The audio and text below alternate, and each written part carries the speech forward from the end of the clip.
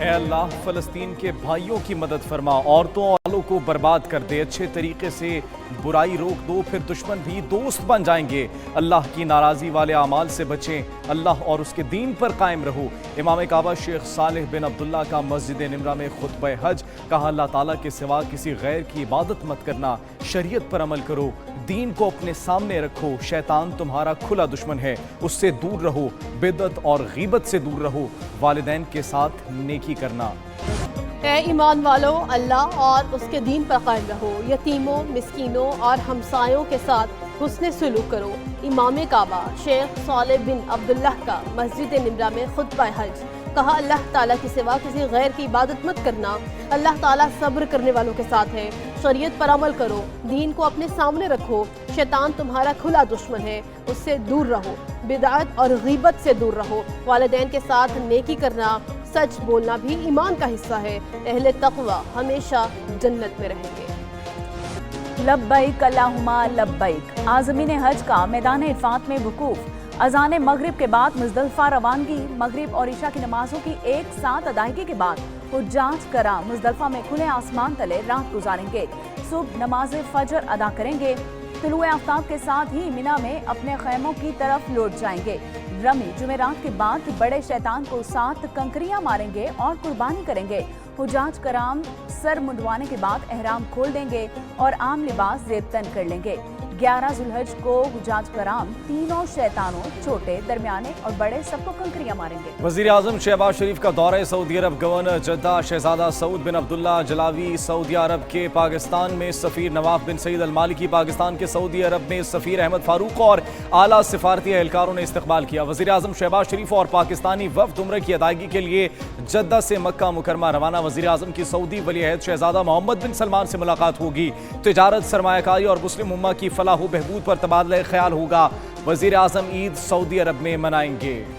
بھارت نے بغیر ثبوت کے پاکستان پر الزامات لگائے اور حملہ کیا۔ بھارت نے پاکستان پر حملہ کیا تو ہم نے اس کے 6 طیارے گرائے۔ چیئرمین پیپلز پارٹی بلاول بھٹو زرداری کا چینی ٹی وی کو انٹرویو، کہا سنتاس منصوبہ معطل کرنا عالمی قوانین کی خلاف ورزی ہے، بھارت یک طرفہ سنتاس منصوبے کو ختم نہیں کر سکتا، مسئلہ کشمیر کے حل تک امن قائم نہیں ہوگا۔ دوسری جانب چیئرمین پیپلز پارٹی بلاول بھٹو کی قیادت میں وفد کی متعدد امریکی کانگریس اراکین سے ملاقاتیں، پاکستانی وفد نے بھارتی جارحیت کے بارے میں آگاہ کیا۔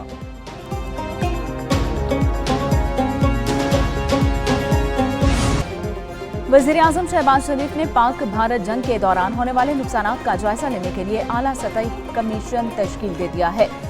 سیکرٹری داخلہ محمد خرم آغا 15 رکنی اعلیٰ سطح کمیشن کے سربراہ مقرر اور ڈی جی ایف آئی اے رفت مختار کمیشن کے کنوینر ہوں گے۔ کمیشن میں additional chief secretary Azad Kashmir, secretary home Punjab سمیت دیگر آفیسرز بھی شامل ہیں۔ کمیشن 30 روز میں رپورٹ وزیر اعظم کو پیش کرے گا۔ وزارت داخلہ کمیشن کو مکمل سہولیات فراہم کرنے کا پابند ہوگا۔ بیلاروس کی air force and air defence کے کمانڈر کی قیادت میں دفاعی وفد نے ایئر ہیڈ کوارٹرز اسلام آباد کا دورہ کیا۔ ملاقات کے دوران فضائی طاقت اور فوجی تعاون سے متعلق باہمی دلچسپی کے وسیع سلسلے پر تفصیلی تبادلہ خیال کیا گیا۔ دونوں فریقین نے اپنی متعلقہ فضائی افواج کے درمیان مسلسل مصروفیت کو برقرار رکھنے پر بھی اتفاق کیا۔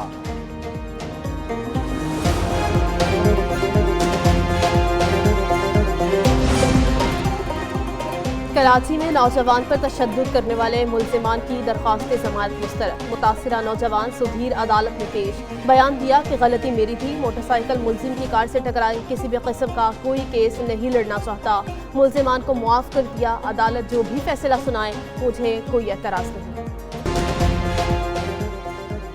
چیف الیکشن کمشنر اور 2 ارکان کی تعیناتی کا معاملہ، اپوزیشن لیڈر عمر ایوب نے اسپیکر قومی اسمبلی کو خط لکھ دیا ہے۔ عمر ایوب نے تقرری کے لیے پارلیمانی کمیٹی کی تشکیل کی درخواست کر دی ہے۔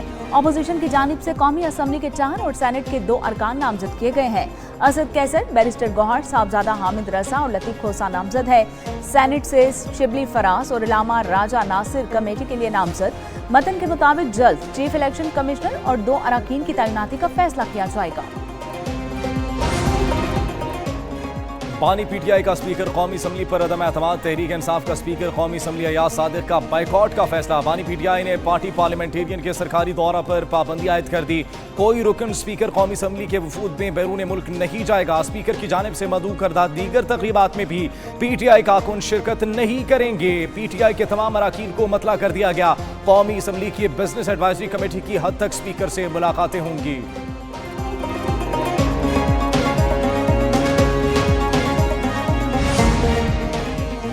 بانی پی ٹی آئی کی رہائی نظر نہیں آ رہی، عدلیہ آزاد نہیں، ہمیں اس پر یقین نہیں۔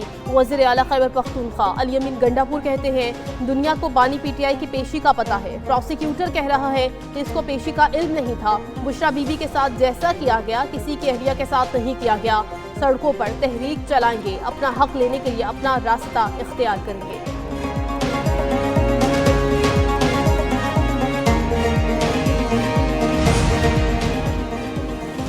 کے الیکٹرک صارفین کے لیے اچھی خبر، بجلی 2 روپے 99 پیسے فی یونٹ سستی، کمی مارچ کی ماہانہ فیول ایڈجسٹمنٹ قیمت میں کی گئی ہے۔ نیپرا نے نوٹیفیکیشن جاری کر دیا، جون کے بلوں میں ریلیف ملے گا۔ لائف لائن صارفین پر کمی کا اطلاق نہیں ہوگا۔ کراچی کے علاوہ ملک بھر کے لیے بجلی 93 پیسے فی یونٹ مہنگی، اضافے کا اطلاق جون کے بلز میں ہوگا۔ آئی ایم ایف کا بجٹ 2025-26 سے قبل سخت شرائط کا مطالبہ، نئی سبسڈی، نئی بھرتیوں پر مکمل پابندی کی سفارش، صوبوں سے اخراجات میں کمی اور ٹیکس اصلاحات پر عمل درآمد کی تحریری ضمانت طلب، زرعی آمدن اور سروسز پر ٹیکس کا ایکشن پلان بجٹ میں شامل کرنے کی ہدایت، وفاقی و صوبائی حکومتوں سے بجلی و گیس چوری کے خلاف مشترکہ کارروائی کا مطالبہ، کاروباری ماحول بہتر بنانے کے لیے صوبائی حکومتوں سے عملی اقدامات کی توقع، آئی ایم ایف کا بجٹ اہداف پر پارلیمانی اتفاق رائے اور صوبوں کی فعال شراکت پر زور۔ رواں مالی سال تجارتی شعبے کی کارکردگی رپورٹ جاری، ادارے شماریات کے مطابق مئی میں ملکی برآمدات میں 17.43% اضافہ ہوا۔ ماہانہ برآمدات کا حجم 2.17 سے بڑھ کر 2.55 ارب ڈالر ہو گیا۔ مئی میں درآمدات 7.56% کمی سے 5.17 ارب ڈالر ریکارڈ رہی۔ تجارتی خسارہ 2.61 ارب ڈالر رہا۔ مئی تک جولائی تجارتی خسارے میں 10.63% اضافہ ریکارڈ ہوا۔